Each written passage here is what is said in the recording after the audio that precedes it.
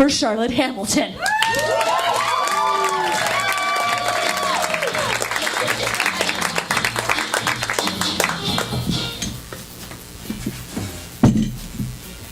Hi, I'm Charlotte.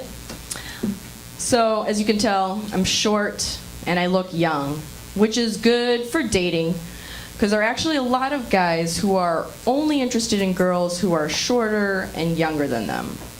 The bad part is they're pedophiles. So I like my cars, like I like my belly buttons. Audis.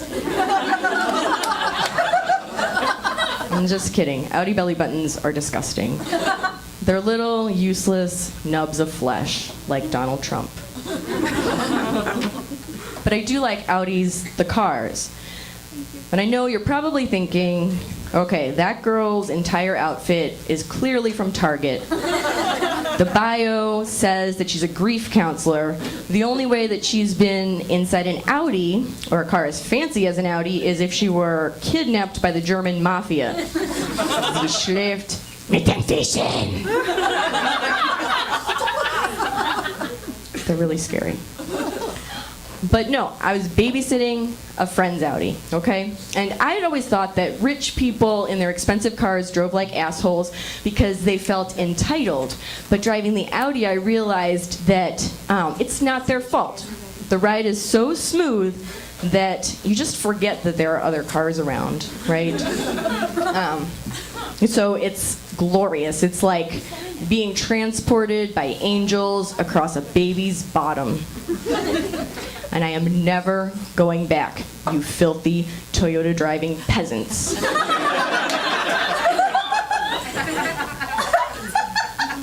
So, I want to be honest with you guys. There are several things about me today that smell terrible. Okay. But I'm just going to tell you about one of them. So, this armpit smells fine, but this one has been stinky for days. All right, and I keep thinking there's like a wet dog behind me. So I'm like, where's the smell? Where's the smell? Where's the smell? Where's the smell? Where's the... Ruh-roh, it's me. It's not just like regular BO, that would only be medium embarrassing, but it's like offensive. The smell is offensive. It's like hosting the Oscars in blackface offensive. Okay. And when I discovered it, I had a date that night, but the smell had seeped into my clothing already and it had doubled in strength. And so the whole night I had to keep the date on the right side of me so he couldn't smell me. And then at the end of the night, he's like trying to put his arms around me to give me a kiss, and I'm like, oh my God, I'm gonna have to have sex with him so I have an excuse to take my clothes off. And then I was like, okay, Charlotte, don't be crazy. So I just faked a seizure and left with the ambulance. And then when I got home, I consulted my doctor, the internet, and I was afraid that it would say that I had cancer or that spider mites were building an empire in my armpit. But Dr. Google actually had some good advice, like take a shower. And that's what I forgot to do this week. So, have you ever thought about how elephants are just like us? Just think about it. Okay, elephants have long and powerful trunks, like John Hamm. And if you don't get that joke, consult Dr. Google. Elephants are gray, wrinkly, and slow, like my grandma. Elephants have a matriarchal society, like humans, if women were men. And men were objects. And speaking of elephants, what's up with killing them to get ivory? Ivory is not that pretty, plus it only comes in one color. Seems like a lot of trouble to kill a wild animal for something that's only valuable because we say it is. If I wanted to make money, I would just create a market for a resource that I have easy access to, like my hair. It's growing literally all the time. I would just make it popular by making art with it. So I would make hair quilts, abstract hair sculptures, lockets made of hair that when you open them hold more hair. The only problem would be if it got too popular, so I'd be protecting the elephants, but my own life would be in danger. Like rogue head shavers would jump me in the streets. I'd have to wear decoy hair, also known as wigs. I'd have to offer up my other disposable body parts as art materials.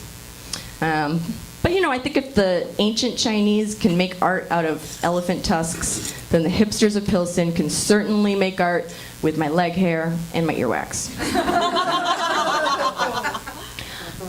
So I decided that the best way to get the word out about how ivory poaching is bad was to use the media. So I wrote a movie about it. And any rich people in the audience, I'm sorry I called you assholes earlier. Please fund my movie. Okay, here's the pitch.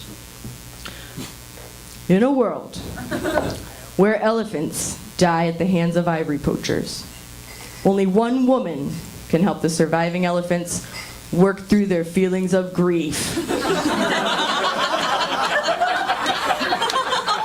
Charlotte Hamilton, renowned elephant grief counselor, is the Ivory Maiden. Also starring a herd of elephants, and Mark Ruffalo as the ruggedly charming ivory poacher who Charlotte teaches the ways of the elephant.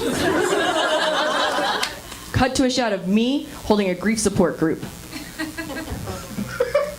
Welcome. How is everyone feeling today?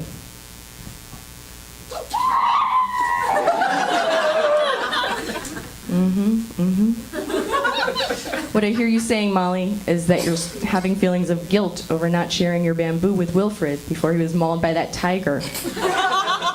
The feelings of guilt are a natural part of the grief process. Cut to the next scene. You see Mark Ruffalo.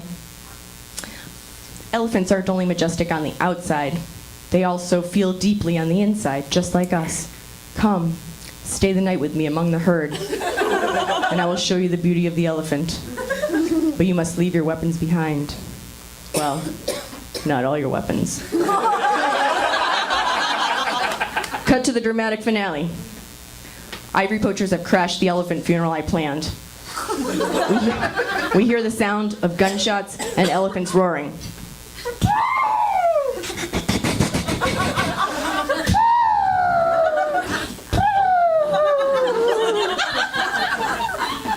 I shield myself behind a tree. Mark Ruffalo crouches next to me, dressed in suit and tie. I turn to him. Two things, Mark Ruffalo. One, did you have a part in this ambush? And two, that was a really beautiful poem you read at the elephant funeral. Did you write that? He takes my hand, looks deep in my eyes, and says, Charlotte Hamilton, my elephant whisperer, you know I'd never betray you. You've changed me for good. And that poem, that was for you, baby. Now let's protect some ivory. And then Mark Ruffalo, the elephants, and I beat back the evil poachers A-Team style. Except, unlike the A-Team, we all die because the poachers have guns and we don't. And credits. Thanks.